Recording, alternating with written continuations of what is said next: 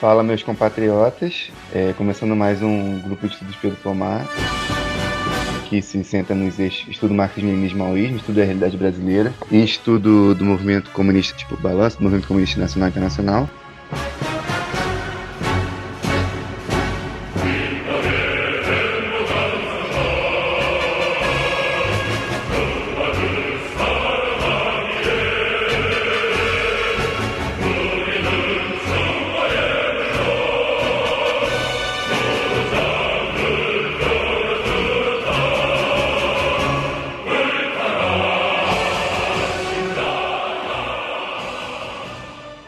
Hoje a gente vai dar sequência no nosso estudo sobre a realidade brasileira.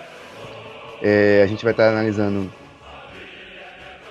vários momentos da história do Brasil, mas a gente vai estar analisando especificamente a luta que se travou contra a escravidão, especificamente a luta quilombola e guerrilheira, tanto no período colonial quanto no período imperial.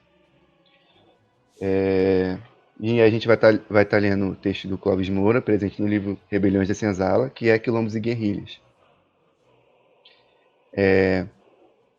Então, como Clóvis Moura diz, o quilombo ele foi a unidade básica de resistência do escravo. Onde existia a escravidão, existia o quilombo. Né? O quilombo, portanto, era fato normal dentro da sociedade escravista.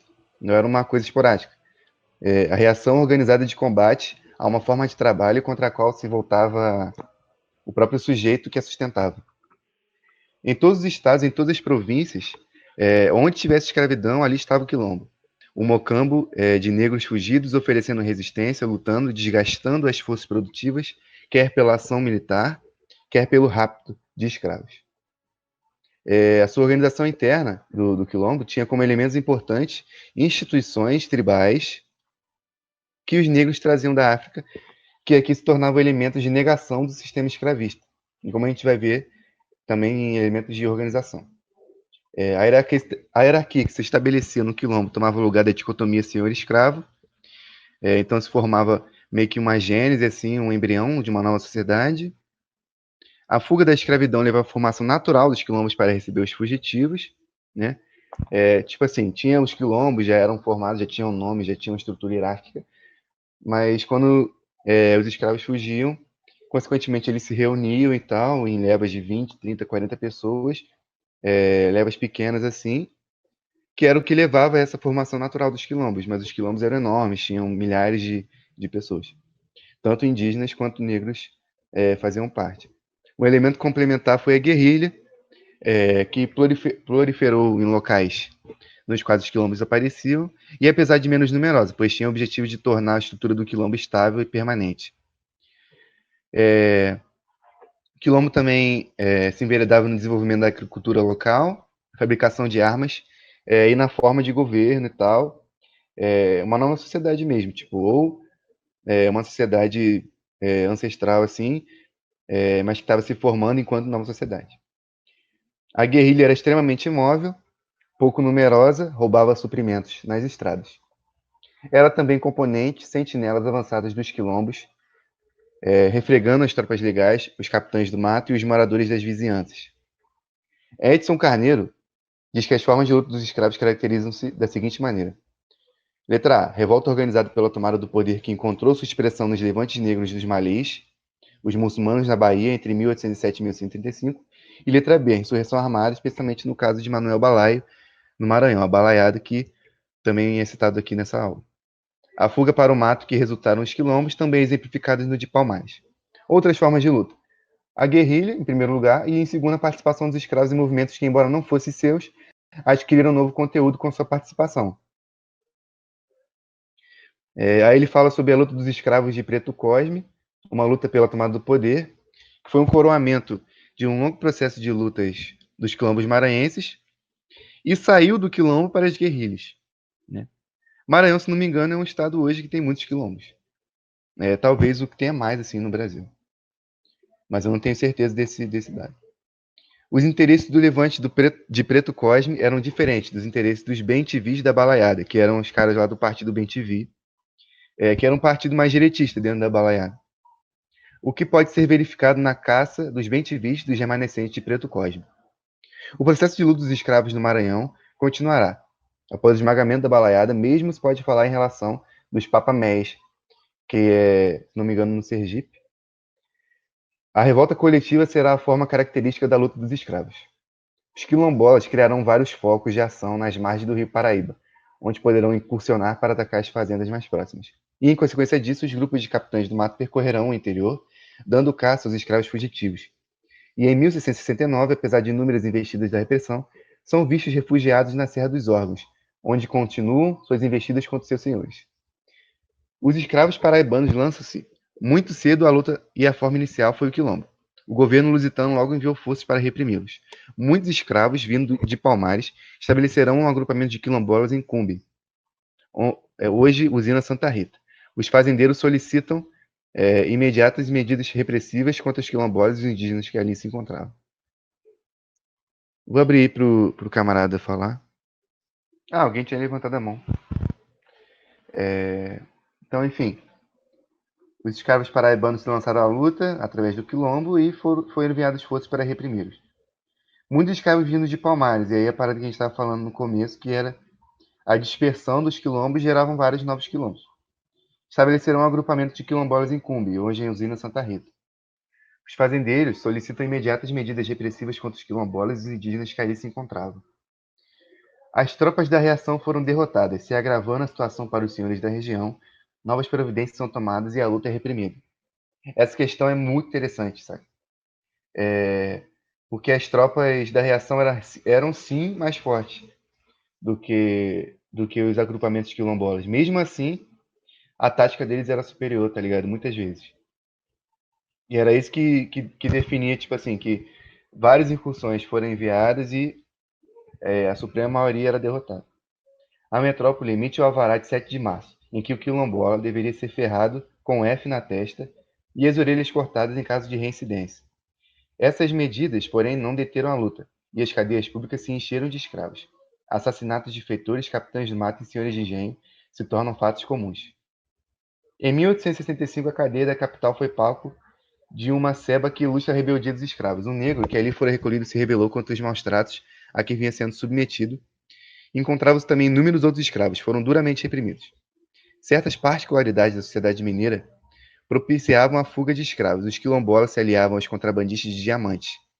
Então, a repressão se processará de maneira mais vigilante em Minas Gerais do que nas demais capitanias. Isidoro, o Marte, é um exemplo de negro escravizado que partiu para a vida de garimpeiro. O distrito de Campo Grande era tido como o mais perigoso, apesar de não ser o mais numeroso. E aí eu fiz uma breve denúncia aqui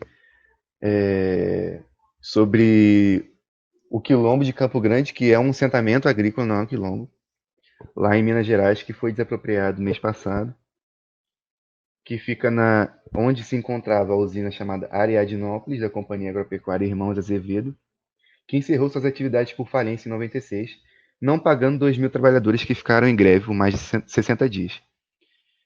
E aí começaram ocupações em 98, ocupando as terras, esses mesmos trabalhadores, e agora os proprietários da companhia reivindicam a posse. As famílias produziam mais de 8.000 sacas de café e muitas variedades de lavouras, onde se produz o famoso café Guaí, que é um café orgânico lá. Um empresário chamado Giovanni de Souza Moreira, tentando reativar a usina falida para cumprir um acordo comercial com a Jodio Agropecuária de posse de João Faria da Silva, um barão do café do país, que falam que é o maior produtor de café do mundo.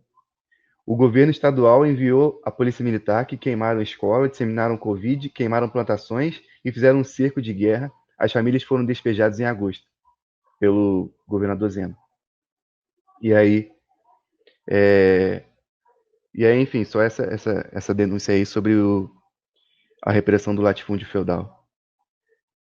O Quilombo Campo Grande, aí já o Quilombo mesmo, aí no Clóvis de Moura, era uma confederação de quilombos. A segurança de seus moradores era incontestavelmente um dos aspectos mais importantes, e seu sistema organizativo interno estava vinculado, como não podia deixar de ser, à segurança dos mesmos. O interesse que os unia era a defesa contra as expedições que eram enviadas para destruí-los.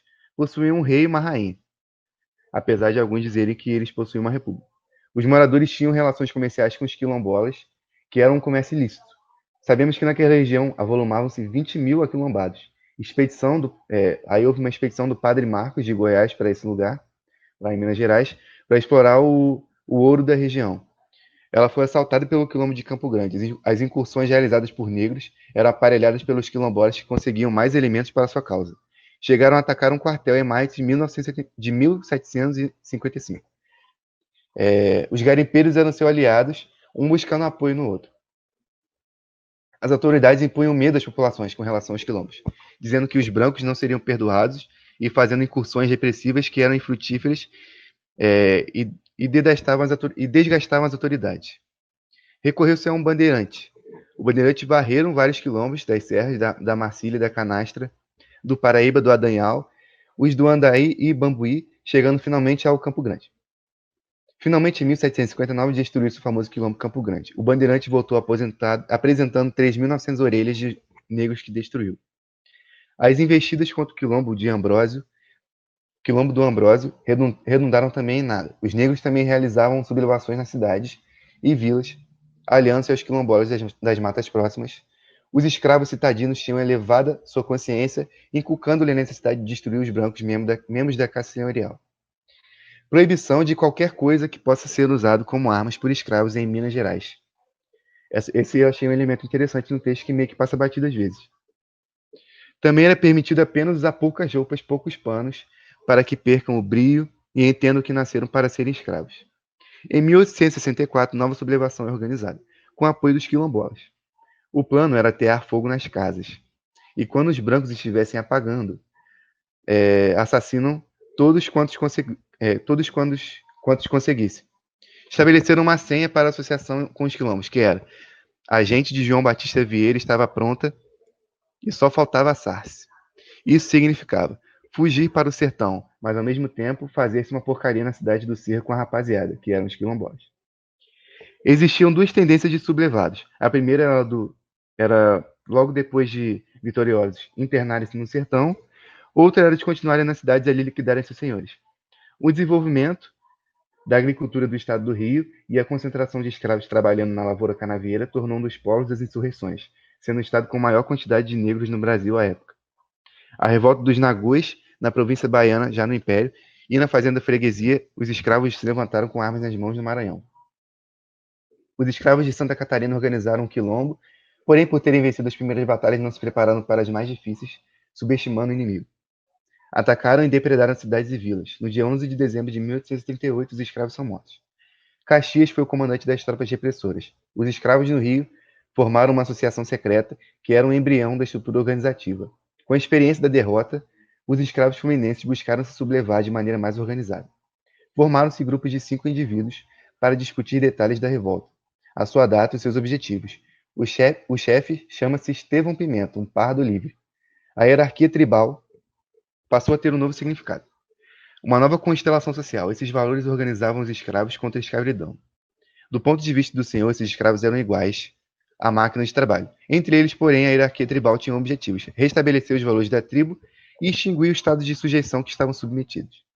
Os escravos se aproveitavam de datas religiosas cristãs para deflagrarem movimentos sediciosos. Eles aproveitavam as festividades para realizarem seus levantes. Fato que nos demonstra como a ilusão da catequese que nos falou Nina Rodrigues é um fato incontestável. Os escravos que haviam sido aculturados de forma mecânica, segundo esse mito. A aceitação da religião da classe senhorial pelos escravos, o que explicaria sua docilidade, é um estereótipo a ser desmontado, para que possa captar o processo de desenvolvimento da sociedade brasileira em sua dinâmica. Querer subordinar esse processo de transformação a processos fisiológicos secundários ou através de culturalismo exagerado, subordinar a situação global das classes na sociedade é um processo de assimilação dos valores chamados espirituais. Em Campos, os escravos incendiavam os canaviais e fugiam. Políticos liberais e anti-escravistas apoiavam as insurreições. Carlos Lacerda é um exemplo. O mesmo solicitava a formação de baixilhas, que são quilombos. A Câmara Municipal de São Paulo pediu imediatas providências contra os quilombolas e abolicionistas. Por isso solicitavam tropas do exército. Quando veio a Lei 13 de Maio, não existia em Campos metade dos escravos que existiam em 1887. Os escravos se sublevaram na embarcação Laura II, em 1839. Constantino, líder da sublevação de marinheiros, é condenado à forca e executado em Fortaleza, na Praça dos Mártires. A sublevação vitoriosa do Haiti ressoou no Brasil e causou pânico na Europa. Em 1624, um batalhão de pardos levantaram-se para tomar a cidade de Recife de assalto. A eles aderem centenas de escravos nos engenhos. Emiliano Manducuru lançou o manifesto original. Qual eu imito Cristóvão, esse mortal haitiano? Eia, imitar o seu povo, ó meu povo soberano.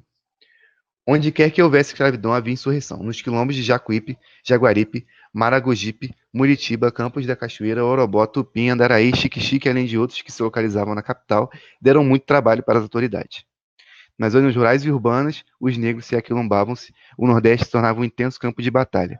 As alianças entre os indígenas e quilombolas na Bahia, nas lutas contra os bandeirantes. Espalhavam-se na Bahia as revoltas de escravos, a tal ponto que Borges de Barros afirmou: era uma praga espalhada por todos os cantos e sem remédio. Era como irmãos coligados, todos em se tratando de defender o sertão, de sorte que não pudesse penetrar nem mais aventureiros nem descobridores.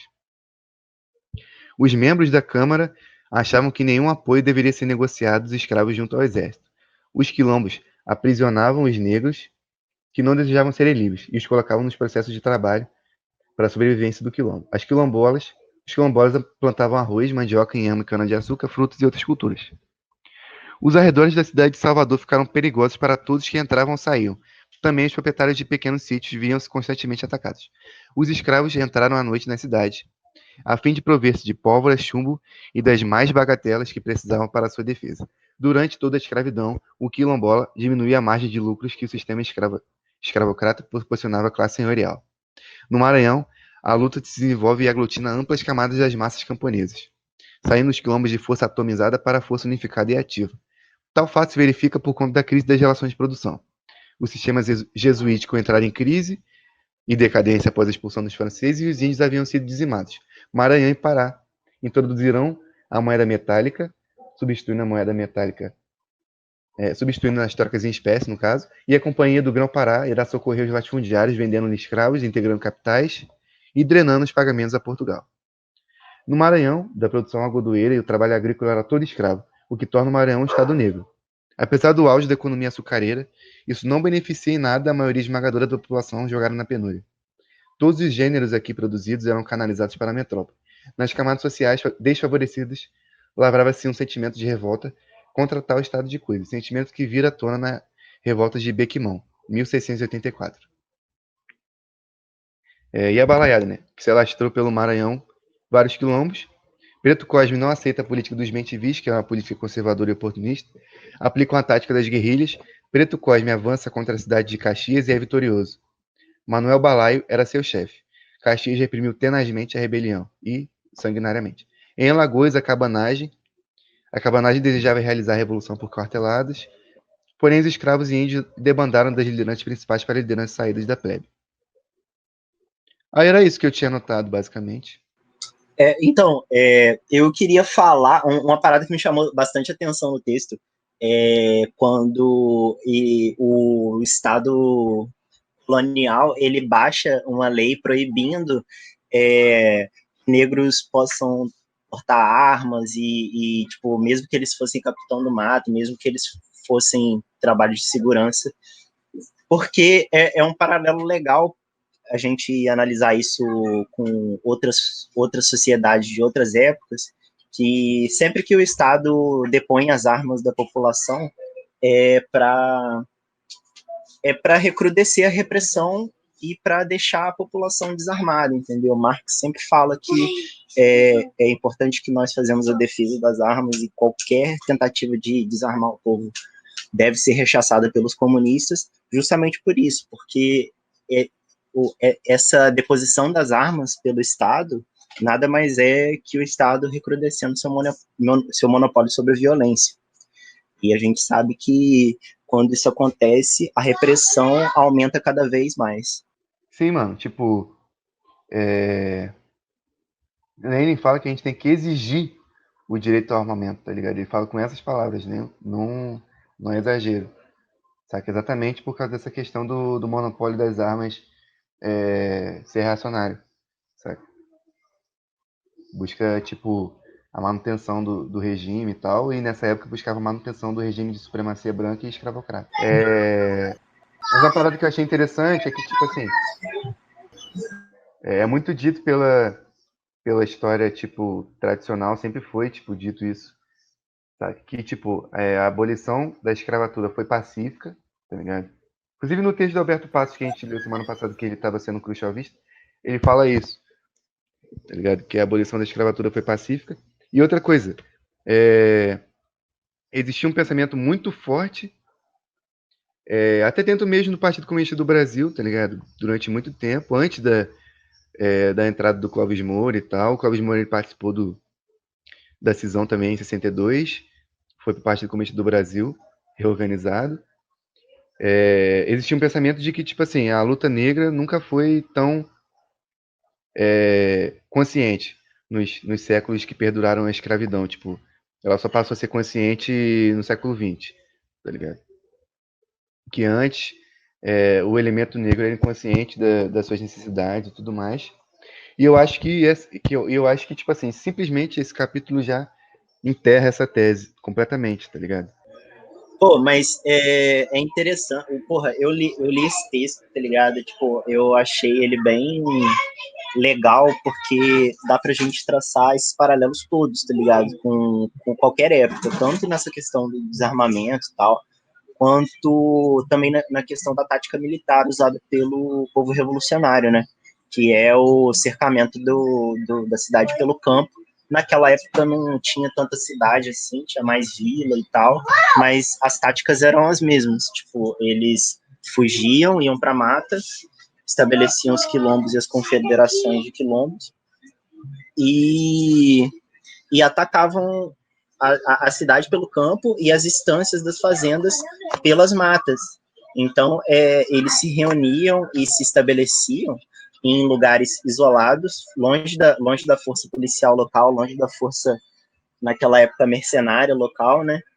E com isso eles iam agariando forças e se assemelha muito à tática da guerra popular prolongada, que o presidente Mao teve grande inspiração aí nas lutas feudais, na luta dos povos de cor pelo mundo todo, porque quando ele estabelece a linha da guerra popular prolongada, é justamente essa tática do cercamento da cidade pelo campo e também a questão das estratégias irem mudando conforme a paridade de forças vai mudando.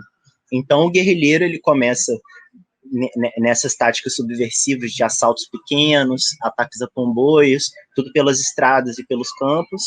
E quando a gente vai ganhando mais material humano, mais material bélico para continuar essas tomadas, né? A gente passa para um estado de paridade de forças, que antes era negativo, né, para a gente, e nesse estado de paridade de forças a gente consegue reunir mais gente para se estabelecer enquanto organização guerrilheira e para quando essa organização tiver forte o suficiente, investir o ataque total contra os centros, né, onde os principais componentes das classes exploradoras estão habitando e onde eles dirigem, né, todo o país. Então, é muito legal a gente analisar que a tática do povo oprimido sempre vai ser a de buscar superar as forças do inimigo, tanto moralmente quanto materialmente, para que, enfim, essa força estando forte o suficiente, desfira um ataque decisivo à cidade, ou diversos ataques. Pô, mano, o que eu achei muito interessante, embora eu não tenha terminado de ler o texto, eu achei assim, muito importante ele ter enfatizado a questão de que naturalmente a existência da escravidão vai vai causar, tipo, eu achei muito, muito, muito importante a questão dele ter falado que obrigatoriamente, naturalmente, com a existência da escravidão, existiriam formações de quilombos. Isso mostra sempre uma resistência da classe que está dominada, do grupo que está dominado, né? E a questão das guerrilhas também, eu achei uma coisa que eu não sabia, particularmente, que as guerrilhas também existiam para ser uma questão de força daqueles quilombos e uma questão de suplementação das coisas que o quilombo não produzia também. Eu achei muito curioso também que nos quilombos existiam, que ele disse que existiam uma espécie de reis e rainhas e que remetiam sempre à cultura dos povos africanos que foi roubada, né? E outro ponto importante do texto que ele sempre menciona a questão dos pardos, né? Que também eram igualmente oprimidos como os negros retintos ali naquela época. E essa questão do armamento, mano, eu queria até, tipo, saber a visão de vocês, tá ligado? Como que vocês veem a questão do debate do armamento hoje na nossa sociedade, visto que ele é defendido pela extrema-direita e que eu fico muito na dúvida, né? Porque a esquerda reformista, a esquerda congressista, ela bate muito nessa questão da desmilitarização, da defesa do não armamento da população. E por muito tempo eu também acreditei nesse discurso que a gente deveria negar as armas.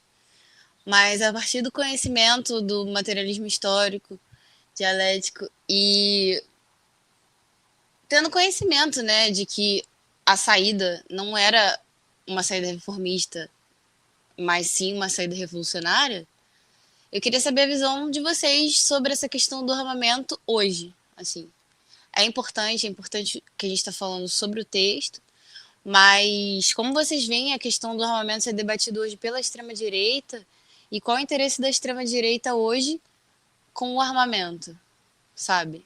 E a questão da esquerda debater o armamento, tipo, desprezar o armamento para a população trabalhadora e para a população camponesa. Queria saber a opinião de vocês. Então, eu tô mudo. Tá não, cara, tô dando pra escutar. Tu conseguiu me Porra, ouvir, cara? tá meio foda. Desculpa, gente. Então, a defesa do armamento das massas, ela se difere completamente da defesa que a gente faz da defesa que a extrema-direita faz do armamento. Porque a extrema-direita, ela não está interessada que a população se arme. A extrema-direita está interessada que eles possam ter acesso mais fáceis a armas, porque hoje em dia a extrema-direita, assim, essa classe média grossa das pessoas que compõem a militância de extrema-direita, eles têm a visão de que legalizando o porte de armas, que venhamos e convenhamos, ele já é legalizado para essas pessoas, tá ligado? Para pessoas tipo os latifundiários, os grandes burgueses, grandes nomes do Estado burocrático. E essas pessoas, elas fazem essa campanha pelo armamento porque elas enxergam que essa população alienada, ela compra esse discurso porque ela acha que ela vai ter acesso a essa proteção, mas é uma proteção simplesmente contra a bandidagem, uma proteção pessoal, não é uma questão revolucionária. Então, é diferente do armamento das massas que os comunistas defendem, e a nossa defesa das armas, ela não se converte com a defesa das armas da extrema-direita, apesar da gente se aproveitar taticamente do que é posto por eles. Por exemplo, se por um acaso o Bolsonaro facilitar o acesso às armas. Mas isso, cara, isso não vai acontecer, tá ligado? O que pode acontecer é ficar um pouco mais barato, algumas pessoas um pouco menos ricas poderem comprar, mas ainda assim, tipo, eu gosto sempre de citar o exemplo quando eu tô falando de armas, da época do referendo. Na época do referendo, eu lembro que passou na televisão, foi uma comoção, as armas sendo destruídas, e as pessoas que estavam lá acompanhando aquilo e entregando as armas não eram pessoas ricas, não eram pessoas abastadas, possuidores de armas, esses mantiveram suas armas.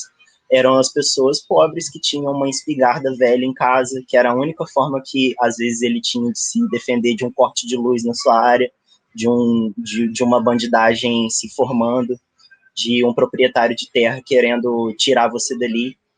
Então, você vê que naquela época do referendo, ele veio justamente para isso, para recrudescer essa repressão. A esquerda reformista, ela botou o desarmamento à luz do dia, e isso foi só retrocesso para a gente desde então, e a gente se encontra hoje em dia com a ascensão do fascismo completamente desarmado frente ao poder violento do Estado. Pô, cara, eu entendo assim, que a extrema-direita, ela utiliza do medo, desse alarmismo, para poder convencer a população de que possivelmente a gente teria um poder contra os tais males da sociedade, que são as pessoas, que é a questão do conflito do tráfico com a milícia e com a polícia militar, né? Então causa uma ilusão, né, na verdade, de que o cidadão individualmente teria uma proteção contra o que se considera crime dentro da nossa sociedade, né? E também para favorecer toda a indústria bélica privada e tudo mais, né? Enquanto que os revolucionários, eles defendem um armamento em questão de defesa contra a ascensão do fascismo, ao imperialismo e tudo mais. E uma defesa do armamento organizado, né? E as guerrilhas, na época da ditadura militar, a luta armada e tudo mais, estão aí para comprovar isso. Então, eu entendo bem essa diferença, mas eu quero trazer esse debate aqui porque eu acho que é muito importante, porque eu vejo a gente que se diz revolucionário defendendo essa questão do armamento, só que a própria esquerda reformista está aí para barrar esse discurso da gente. Por quê?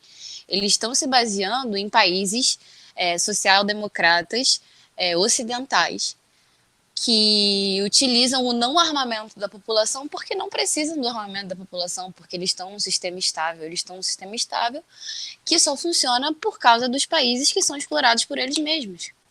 Então, essa questão do não armamento, defendida tanto pelos partidos de esquerda e pelos partidos que têm até comunista no nome,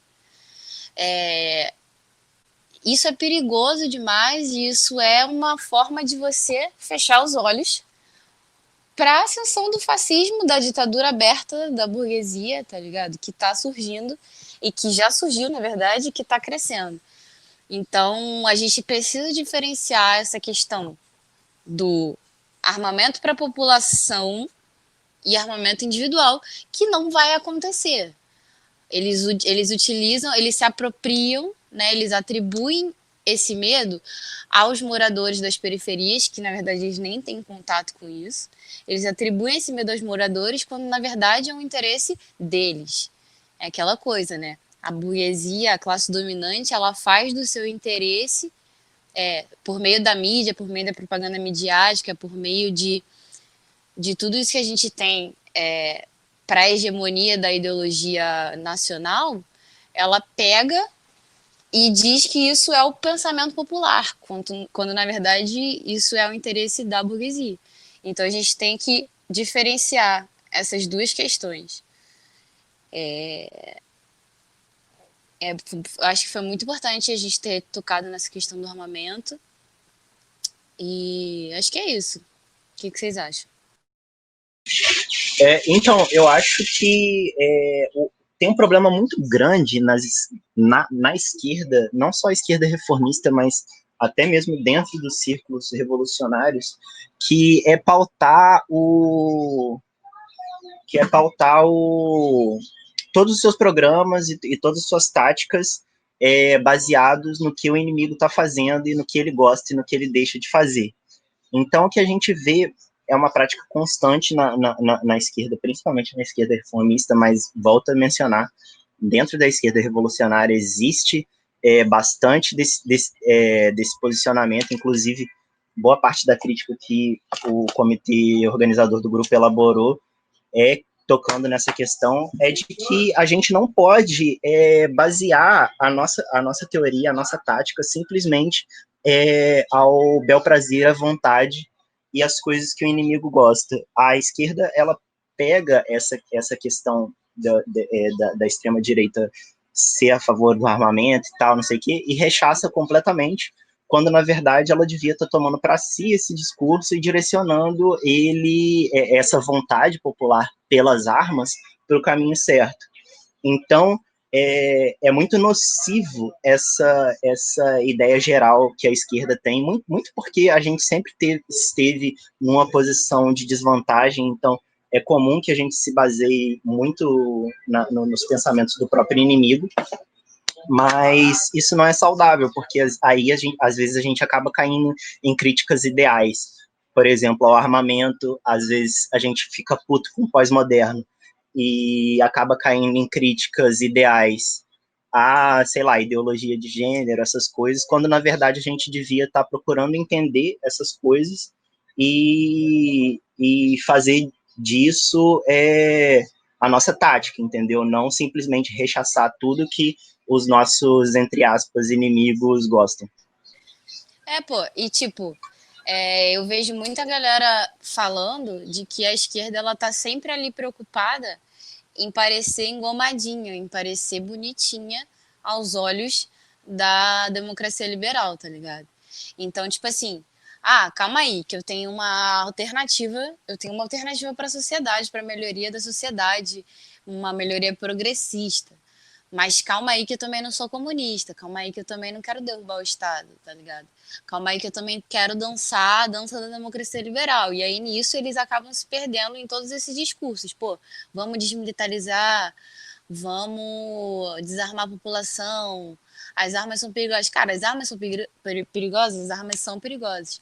Mas elas são perigosas, elas são muito mais perigosas quando elas estão na mão de uma população que não tem uma consciência anti-imperialista. A gente vê os Estados Unidos, a liberação das armas é individual, a gente vê uma porrada de homicídio aí coletivo, de chacina dentro de igreja, dentro de escola, dentro de cinema, porque a população é liberada para comprar suas armas, né, uma parte da população, e se defender do inimigo que eles acham que é inimigo, que são eles próprios, tá ligado?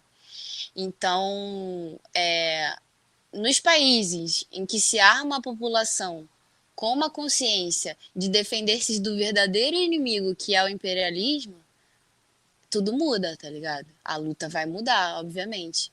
Não é uma questão de liberdades individuais, porque, na verdade, as liberdades individuais não existem, a gente está buscando isso, tá ligado?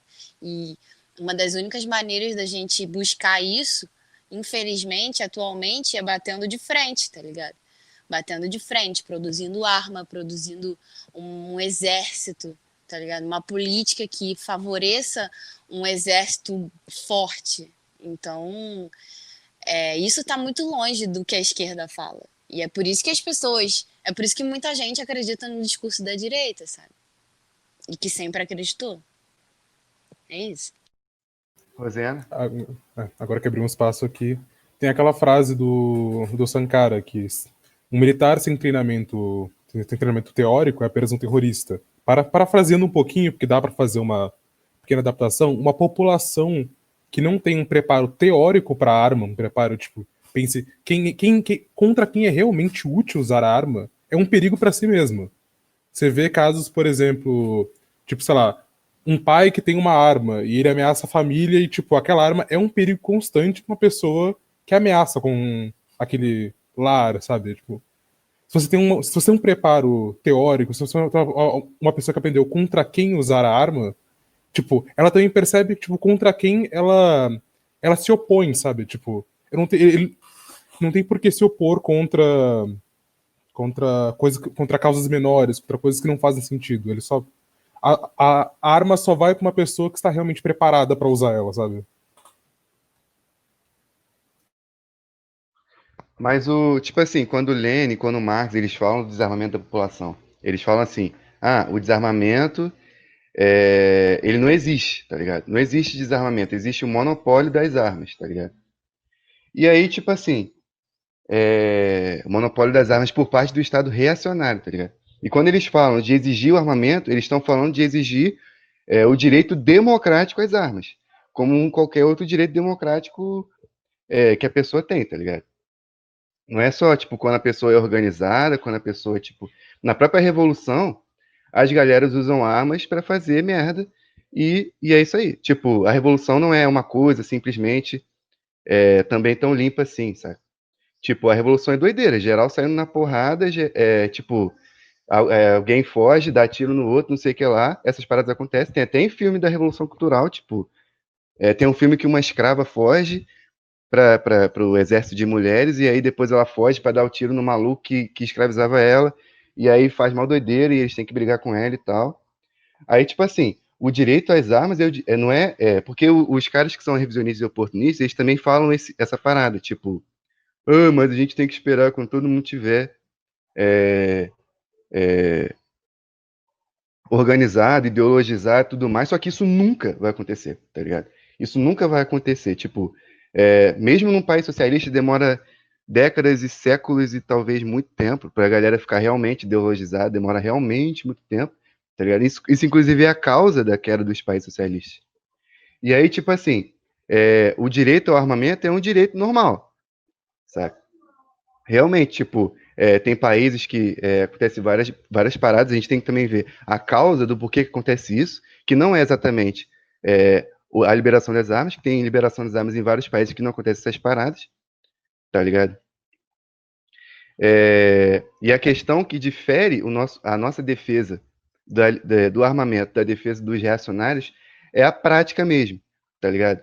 É o discurso também e tal, mas é a prática mesmo, porque os reacionários no Brasil não vão liberar as armas, tá ligado? Nem individualmente, nem coletivamente, nem porra nenhuma, tá ligado? Eles vão continuar cada vez mais desarmando a população e criminalizando a população que possui qualquer tipo de arma, tá ligado? E, pô, até nos países imperialistas é assim, tipo, na Coreia do Sul é proibido andar com faca na rua.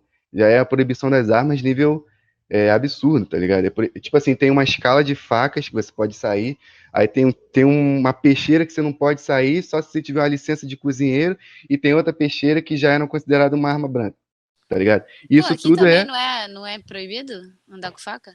Não, tipo, qualquer faca de cozinha é Tem, proibido, tá ligado? assim, se você andar, tipo, por exemplo, lá com uma arma que tenha cabo para você guardar ela, você é obrigado a levar ela guardada. Sim, Faca, esse pô, tipo de sim. coisa, mas tem Tipo, a galera umas que é de propostas. gangue sul-coreana, eles andam. Não pode ter espada, né? Não pode ter faca. E aí, tipo, eles andam de. Tipo assim, eles fazem treinamento, e aí faz meio que o corpo deles virar uma arma e tal, tá ligado? Mas é reação completa, tipo, monopolização das armas, tá ligado?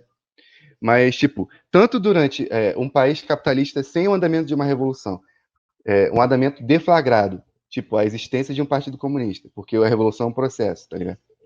Quanto durante um país socialista já, tipo, a Revolução Vitoriosa, essas paradas elas acontecem e, tipo assim, as pessoas não são simplesmente corretas, tá ligado? Vamos dizer assim, tipo. E aí, tipo, é a questão da sociedade mesmo, tá ligado? Mas só que não é natural. Tipo assim, o armamento vai gerar várias paradas e tal, não sei o que lá, saca? E essas paradas, elas já acontecem, as pessoas podem usar outras armas, e muitas pessoas já têm armas e tudo mais, porque de fato, tipo assim, há muito tempo atrás, eu estava discutindo isso numa roda de conversa, e aí um companheiro que eu nem conheço, nem lembro quem era, falou assim, poxa, a gente está debatendo desarmamento e tudo mais, mas a galera que a gente está defendendo que tem a arma, porque quando a gente defende desarmamento, porque a gente não está maduro, não sei o que lá, a gente defende que determinadas pessoas, determinadas organizações tenham armas. Quem são as organizações? Exército, Polícia, Força Nacional, não sei o que lá. Ou seja, eles não são só racistas, eles não são só trabalham para o inimigo abertamente, a existência deles é com o objetivo de repressão, de genocídio, de matança, mas eles são completamente loucos, são completamente, tipo assim, completamente, tipo assim, cara, policial não precisa nem falar, tá ligado? O cara é completamente fora de si, tá ligado? Tipo assim, ele usa a arma dele a bel prazer, ele usa o poder dele de policial a bel prazer, tá ligado? Ele é a pessoa menos indicada pra ter uma arma, saca? Menos de todas, saca? Tipo, sei lá, se meu vizinho tiver uma arma, vai ser muito mais preparado do que um PM que, tipo assim, o PM ele é cheirado, ele é maluco, tá ligado? Ele usa a arma pra poder fazer todas as coisas ruins possíveis e a gente defende que ele tenha, tá ligado? Porque isso, no final das contas, quem tem que ter arma é a polícia. É isso que a galera do desarmamento defende, tá ligado? Então, tipo assim, tolher as pessoas de, de um direito, tá ligado? Um direito normal, também é um pensamento antipovo, tá ligado? Um pensamento tipo assim, você não confia que você der liberar mais armas para a população realmente vai usar essa arma de uma maneira certa. E isso nunca vai acontecer se a gente não confiar, tá ligado? Pô, eu ia falar basicamente isso que o Pedro falou, sabe? Levantar a questão sobre essa características que as pessoas dão às vezes, de tipo, de caracterizar a nossa população como uma população louca, sabe? Que se tivesse uma arma na mão ia fazer várias doideiras. E, tipo, isso é um mito tão grande que, tipo, ignora o fato das pessoas hoje em dia já terem armas, já possuírem armas, sabe? E mesmo assim elas não saírem na doideira aí, matando geral. Tipo, é comum que as pessoas tenham armas guardadas em casa. Pô, eu queria comentar também nesse sentido que o Pedro levantou, que o direito do uso das armas em si é até mesmo uma questão democrática, tá ligado? E posto historicamente, até mesmo nas revoluções burguesas, por assim dizer. E nesse sentido, isso é até um atraso na nossa legislação, em não ter esse tipo de garantia, e isso reforça até os laços atrasados do nosso Estado ainda, que é um Estado burguês latifundiário, e concentrar ainda esse caráter, né, principalmente da violência reacionária nas classes dominantes. E, pô, cara, nesse sentido, era muito interessante também a gente observar como que era o trabalho desenvolvido pelos Panteras Negras, tá ligado? Porque eles se baseavam exatamente na Constituição americana. Eles se utilizavam dos preceitos que eram liberais, dos preceitos que falavam sobre o direito à liberdade e tal, e, enfim, tudo que envolvia os próprios preceitos da Constituição liberal americana, para falar sobre a autodefesa. E, pô, só quando eles começaram a fazer isso, que foi quando a violência policial nos bairros deles tenderam a diminuir, porque eles começavam a fazer as patrulhas para fazer vigilância de batida policial. Quando o policial estava abordando alguém na rua, eles estavam lá, tipo, munidos mesmo, e tipo, investigando para ver se o cara ia cometer algum abuso. E sempre que algum dirigente ou algum Pantera ele ia dar alguma entrevista, eles se utilizavam das prerrogativas que eram postas na Constituição americana. E é muito interessante isso, porque as próprias pessoas dos Estados Unidos que falam sobre essa questão, elas praticamente fechavam os olhos quando eram pessoas oprimidas, se utilizando das mesmas prerrogativas legais, tá ligado? Porque para eles era impensável que negros oprimidos que estivessem se levantando contra a opressão policial, eles tentassem se defender, mesmo que moralmente. Porque, tipo, o porte que eles usavam era praticamente moralmente, tá ligado? Para reforçar o estigma sobre a defesa, a autodefesa e tal. E é muito interessante a gente falar sobre isso, porque enquanto a esquerda ela nega essa questão em abstrato, enfim, pensando que isso é de certo modo progressista, acaba recrudescendo ainda mais a opressão que o próprio povo sofre, tá ligado? Eu queria pegar um gancho disso e de uma coisa que enquanto eu li o texto, me chama, já é uma área que me chama interesse, mas no texto, notório isso, é um texto, né, relativamente antigo sobre algo ainda mais antigo. Eu vou ler o trechinho aqui, dessa parte que me chamou a atenção. As medidas solicitadas, porém, iam mais longe. Os negros de Minas que usavam trajes de seda e vestidos como brancos ficavam terminantemente proibidos de assim procederem, devendo contentar-se com o pano da terra, e só aquilo que for bastante para cobrir e livrar a inclemência do tempo, porque assim perderiam os brios e entenderiam que nasceram para escravos dos brancos. O delator da conjuntura, tenente-general João Ferreira Tabares, era elogiado por sua pronta decisão em cientificar às autoridades o que estava ocorrendo e pela maneira como se portou durante a repressão ao movimento. Quando as sentenças capitais deveriam ser executadas até a morte natural, fazendo sua execução, se possível, nos lugares onde for mais conveniente para terror e exemplo, e os mais negros cabendo na forma do seu delito castigos de galé, seja condenados a elas e mandados para o Rio de Janeiro para servirem naquela praça de obra e suas fortificações amarradas de 2 em 2. Isso também somado ao fato dos negros fugitivos, se eu não me engano, de uma região do Nordeste, esqueci onde, que eram marcados com F na testa, e na incidência era retirado uma orelha, assim como agora falando da questão do porte de armas, é um efeito, né, bem dizer, a causa no exemplo antigo, e hoje em dia essa questão do porte de armas, as pessoas na esquerda mais liberal vê isso com horror, é um efeito de uma guerra psicológica, né, de uma arma psicológica que coloca ali. Porque qual que é o sentido de você marcar um F na testa da pessoa, de você fazer ela usar pano de terra, ou da execução pública? É terror psicológico, é desmoralização. E o que é esse terror psicológico, essa desmoralização leva você né? A que ponto? A você, por exemplo, ver que o inimigo seu ele mata o povo pobre diariamente, a cada hora, e você mesmo assim achar que ele tem a legitimidade de carregar um fuzil, enquanto você, né, ou então o povo trabalhador não tem essa mesma legitimidade, né? E para você vê isso como, se eu defender que o trabalhador tem armas, seria até uma coisa reacionária da minha parte.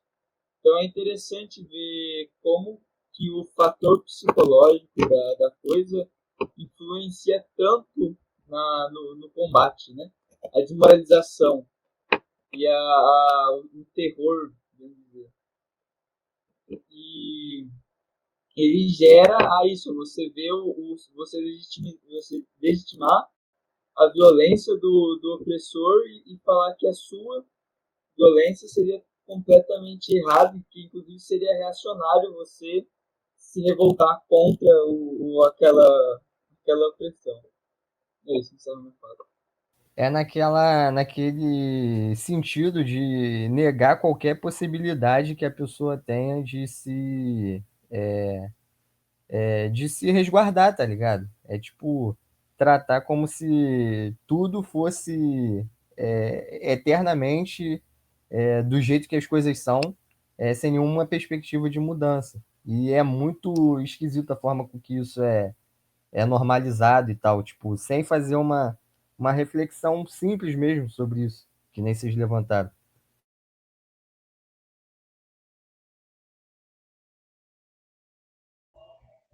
E tipo assim, tocando no ponto que o Nathan falou dos Panteras, os Panteras, ele realmente e até na ditadura militar no Brasil, como a Keliane falou, tipo, é comum que as pessoas tenham armas. Tanto nas cidades nas zonas rurais, é comum real que as pessoas tenham armas, tá ligado? E, e aí, tipo assim, quando, por exemplo, Marighella chamava as pessoas para ir para a libertação nacional, ele chamava as pessoas que já levassem a sua própria arma, exatamente porque ele sabia que as pessoas tinham armas, tá ligado? E, pô, os Panteras, eles falam que, tipo assim, depois que os Panteras começaram a atuar de maneira mais profunda, assim, em determinadas localidades dos Estados Unidos, é, tipo assim, eles chamavam as pessoas que já tinham arma, tá ligado? Às vezes a pessoa era até lumpen-proletariado mesmo. Inclusive o trabalho deles é maravilhoso nessa questão, tipo, de trazer o lumpen-proletário, sabe? Que é aquele trabalhador completamente marginal, o cara que é mendigo, o cara que é bandido, o cara que a mulher que é prostituta, pra luta, tá ligado? Trazendo a pessoa já a sua arma. E aí, tipo assim, os estados norte-americanos começavam a querer proibir que só os negros tivessem armas, que aí em geral podia ter menos eles, saca? E os Panteras chamavam isso de tipo assim, desarmamento supremacista branco, umas paradas assim, tá ligado? Tem uma questão, acho que uma contradição, assim. Falar de desarmamento, de monopólio de armas, falando isso da cidade, é um pouco contraditório quando você vê essa relação no campo. Porque na cidade, o único conflito que você tem, mais ou menos, assim, toda a parte urbana bem desenvolvida, é do homem contra o homem. Só que pro pessoal muito do interior, não faz sentido você pensar só que ele vai ter conflitos entre pessoas. Mas conflitos entre ele e a própria natureza. Tipo, o pessoal que cuida de fazenda, se tem, por exemplo, teve uns casos, eu lembro que tipo, era javalis, eu não lembro como é que era um bagulho assim no interior. Tipo, assim, por mais que a gente tem que falar que, tipo, respeito aos animais, tudo mais, beleza? Se tem, por exemplo, algum animal nocivo no interior que você tem que lidar com ele, o pessoal do interior não tem outra opção senão ter uma arma em casa, sabe? O pessoal que tem fazenda, o pessoal que tem, sei lá, casa no interior, acaba sendo uma necessidade. Cobra, por exemplo, acho que já viu a galera que teve que atirar em cobra, acontece muito. Só antes do Nathan falar, foi mal, Nathan. Tem não só os perigos naturais, mas tipo, os perigos de pessoas mesmo. Você tá morando num lugar isolado e tal. Você precisa, tipo, de ter alguma defesa, porque a polícia não vai chegar lá a tempo, tá ligado? Sim. No meio tipo, da sua estância, no meio da sua fazenda, no meio do seu quilombo. Cara, sim, perfeito. E até na questão da segurança também, tá ligado? Tipo, por mais que os reacionários eles utilizem desse discurso sobre a segurança pessoal e tal, tipo, para maquiar, né, as verdadeiras intenções, mas de fato isso também tem um fundamento. Então, pô, tipo, principalmente para as pessoas que são moradores de zonas mais afastadas, de zonas rurais, isso faz total sentido, muito mesmo. Faz muito mais sentido dela ter as condições de se defender assim do que, enfim, tentar contar com a ajuda, enfim, da polícia que é inexistente. Quando muito o policiamento que tem é, tipo, de jagunço aliado ao latifúndio, tá ligado? Se a polícia já demora para fazer o atendimento de segurança na cidade, já que a cidade é complexa, cheia de ruas e vielas, imagina no interior, que o espaço entre vamos dizer, um batalhão, uma divisão da polícia, e a casa em que aconteceu qualquer coisa pode ser enorme. Outra parada que eu queria comentar dos Panteras que é essa parada que o Pedro falou, né? Que a época ficou evidente que, tipo, como eles se utilizavam das mesmas prerrogativas constitucionais que era garantida a reação como um todo, né? Porque, de fato, eles estavam se garantindo por meio de um direito democrático que era instituído na Constituição, e eles deixavam evidente que o Estado queria era desarmar os negros, e era tipo uma questão para intensificar, de fato, o racismo institucional, né, do aparelho de Estado norte-americano. Também teve muito apelo ao desarmamento também de grupos de esquerda. E eu acho maneiro que o Fred Hampton ele falava contra esses caras. Tem um trecho dele que é maneiro pra caramba, porque ele fala naquele É uma luta de classes, porra, que tipo, os caras eles queriam e tal, tipo, se utilizar da estética de alguns povos da África e tal, idealizando, enfim, a estética deles. Aí ele clamava para que a galera se utilizasse da estética que era de Moçambique, porque a estética de Moçambique era a do contexto da galera que estava se organizando para fazer a libertação nacional e a revolução. Aí ele fala que eles tinham que estar preparados para andar com uma R15, com a 38, porque se eles quisessem vestir igual a galera de lá, que tinha que ser igual Moçambique, por causa dessa questão. Porque enquanto eles estavam pautando sobre a autodefesa, muitos dos progressistas e tal, que eram, enfim, que estavam também na luta por direitos democráticos, eles acabavam contrapondo essa questão deles de defender o armamento. Eu achei muito interessante essa parte que ele fala. Real. Eu acho que a gente pode se encaminhar para o final agora, né? A gente já discorreu sobre todos os aspectos táticos, militares, que era importante no texto, né? Acho que a gente pode se encaminhar para o final. Achei bem legal a reunião de hoje, pô, foi muito interessante, porque, assim, é um texto que tá ali no cronograma, a galera vê, assim, não dá muita coisa por ele, que é um texto muito histórico, mas, pô, a gente conseguiu aqui na discussão traçar vários paralelos entre o Estado fascista atual e o Estado colonial, entendeu? Até porque a gente vive num Estado semicolonial, a gente não pode esquecer disso, semi-feudal. Muitas daquelas características dos tempos do texto que a gente leu hoje perduram aí até hoje, e é isso, né? A gente tem que estar sempre estudando a história do nosso povo para a gente saber como que a revolução vai se dar aqui no nosso solo. Sim, eu acho que também serviu para mostrar que o povo brasileiro ele tem, sim, experiência guerrilheira vasta durante toda a história, saca? E experiência de luta, tipo, de levantes mesmo, levantes camponeses, levantes dos negros e tal, experiências armadas que muitas pessoas desconhecem. As pessoas acham que a história do Brasil foi pacífica, que, tipo assim, as mudanças foram de cima e tal, tá ligado? Simplesmente.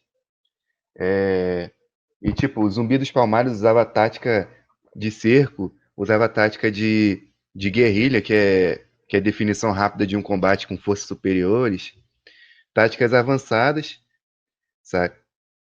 E tinha uma organização também, que apesar de ser baseado na organização tribal, ela era avançada também, tinha uma hierarquia militar, administrativa e tudo mais, dentro do quilombo, sabe?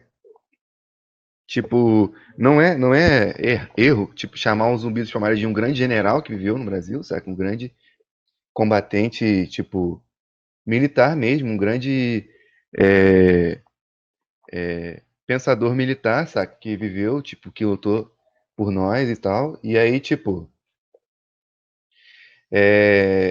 buscar entender, sabe? Que as pessoas acham mesmo, na moral, muita gente até na esquerda, assim, acha que o povo brasileiro é pacífico, que o povo brasileiro é passivo. Isso não é verdade, sabe? O homem cordial. Sim, exatamente. Tem uma parte, assim, que a gente tem que, tipo, desmistificar, assim, a gente tem que desfazer dois mitos que tem sobre a história brasileira, que é um que a gente é muito pacífico, e outro que quando é radical é uma perda, assim, completamente caótica, sabe? Desde o caso que o Soar fala muito dos cangaceiros, que tem as acusações de que eles eram só um banditismo puro, sabe? Sem nenhum aporte teórico próprio deles, sabe? Contra quem eles estão lutando. E tem a questão do Zumbi do Palmares. O Briga História teve um vídeo muito bom, que depois eu fui rever uma coisa muito parecida na história da China. Porque o Zumbi do Palmares, ele tinha um bagulho que era tipo, para cada pessoa, assim, eles na história ficou escrito que seriam tipo escravos, que eram tipo, Zumbi do Palmares teria, entre aspas, escravos. Aí eles explicam melhor falando que não, era uma obrigação de todo mundo que era salvo por eles de libertar outras pessoas, sabe? Era um compromisso. Se eu te ajudei, você ajuda o outro. Você passa a atitude, sabe? O quilombo crescia assim. Um salva, outro salva em cima dele. E tinha isso na guerra da China contra o Japão, se não me engano. Que os caras que eram presos, os japoneses que eram presos na China, eles ensinavam qual era o método, ensinavam o marxismo, ensinavam a teoria deles, e aí depois esses caras voltavam pro exército japonês espalhando a palavra. E era um bagulho, tipo, aí o Japão tinha que prender os próprios japoneses pra tipo, evitar que essa ideia se proliferasse entre o exército, sabe? É um bagulho muito interessante. A ideia como método estratégico militar. Porra, foi incrível você ter apontado isso, tá ligado? Porque isso exprime uma tarefa de imediata importância para todos os comunistas, que é de saber quem é o real inimigo, entendeu? Não só na experiência da Revolução Chinesa, mas também na guerra imperialista contra o Vietnã e a Revolução Socialista. Só um segundo, gente, deixa eu pegar meu cartão aqui, que chegou minha pizza. Então, retomando, tipo, isso foi uma experiência, tipo, comum da Revolução Chinesa, da guerra imperialista contra os Estados Unidos, do Vietnã dos Estados Unidos contra o Vietnã. E achou, gente, o cartão, Bre.